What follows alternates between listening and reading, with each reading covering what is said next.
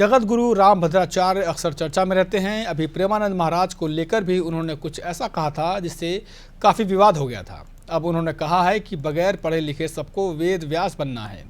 वहीं उन्होंने फिर कहा है कि नरेंद्र मोदी एक बार और पीएम बनेंगे और चीन से हथियाई हुई ज़मीन को वापस लेंगे। वहीं रामभद्राचार्य ने यह भी कहा कि सब मुझे अहंकारी कहते हैं, लेकिन ऐसा नहीं है। वो कहते हैं कि खिसियानी बिल्ली खंभा नोचे। स्वयं जो अवार्ड जिनको नहीं मिला है न कभी मिलेगा, तो मुझको जब मिला तो कौन सा अहंकार दिखा दिया मैंने। स्वभाव ही तो है। किसी के स्वभाव के बारे में बता देना अहंकार नहीं है। मैंने जीवन में कभी अहंकार नहीं किया। कुछ लोग कहते हैं कि मैं निंदा करता हूं, लेकिन लोग निंदा का अर्थ ही नहीं समझते। उन्होंने इसे लेकर उदाहरण दिया कि दोष न रहने पर जो दोष कहा जाए वो निंदा है। दोष नहीं है और दोष देखा जा रहा है, इसे निंदा कहेंगे। जैसे रामचरितमानस के युद्धकांड में अंगद रावण संवाद हो रहा है, तो रावण ने राम जी की निंदा की थी, जिन्हें कहा था कि आगुन अमान जान तेहि दीन्हा पिता बनवास। राम जी को गुण रहित और मान रहित जानकर पिता ने वनवास दिया था, जबकि ऐसी बात नहीं थी।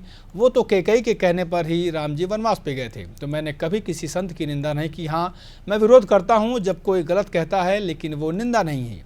वहीं उन्होंने ये भी कहा कि संभल में भगवान का अवतार होगा, लेकिन अभी संभल की स्थिति ठीक नहीं है। हिंदू पलायन कर रहे हैं, उन्हें सरकार को रोकना चाहिए। सभी हिंदू जागृत हो जाएं। देश में हिंदू मुस्लिम की कटुता पर कहा कि हिंदू मुस्लिम के बीच वैमनस्य नहीं है। वैमनस्य तो मुस्लिम लोग करते हैं। हिंदुओं की भूमि का अधिग्रहण किसने किया? हिंदुओं को किसने काटा? इतिहास साक्षी है कि राम जन्मभूमि का प्रकरण जब सामने आया था और मीर बांकी ने जब राम जन्मभूमि को तोड़कर मस्जिद बनवाई, तो उसने 1,75,000 हिंदुओं की हत्या की थी। यह वैमनस्य दूर हो जाएगा जब हमारे जीवन में संस्कार आ जाएंगे। वहीं अमेरिका से दूरी और चीन से नज़दीकी पर भी उन्होंने अपनी बात रखी और कहा कि अच्छा है, अमेरिका गलती कर रहा है। भारत पर अमेरिका ने टैक्स बढ़ा दिया है, कब तक उसकी दादागिरी सहते रहेंगे? और चीन से संबंध बनाना चाहिए, क्योंकि उस चीन ने हमारी 800 वर्ग मील ज़मीन हथिया ली है। अब धीरे धीरे मोदी चाहते हैं कि इसको पटाकर वो चीन से वो ज़मीन ले लें। मोहन भागवत के 3 बच्चे वाले बयान पर उन्होंने कहा कि 1 तो नहीं ही होना चाहिए, 2 या 3 तो कम से कम होना ही चाहिए। और हिंदुओं की संख्या तब बढ़ेगी जब हिंदुओं की घर वापसी कराई जाए। जो हिंदू हमसे बट गए हैं उन्हें वापस लाया जाए। सत्य तो यह है कि पहले ही धारणा छोड़कर ऊंच नीच हिंदू नहीं होना चाहिए।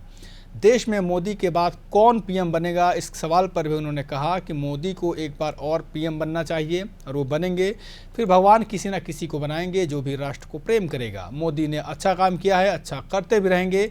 देखिए, भारत तो वीर योद्धाओं की वसुंधरा है, कोई ना कोई तो आएगा ही।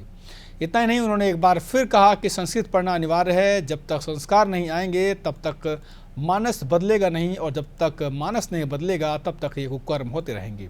भक्ति और ज्ञान में किसे श्रेष्ठ मानते हैं? इसके जवाब में उन्होंने कहा कि भक्ति और ज्ञान में कोई अंतर नहीं है। ज्ञान की पराकाष्ठा को भक्ति और भक्ति की पराकाष्ठा को ज्ञान कहते हैं। गीता जी के 13वें अध्याय में भगवान कहते हैं, ज्ञानी उसे कहते हैं जो अनन्य भाव से मेरा भक्त होता है। इस तरह उन्होंने तमाम जवाब दिए और विवादों पर अंकुश लगाने की कोशिश की। नमस्कार।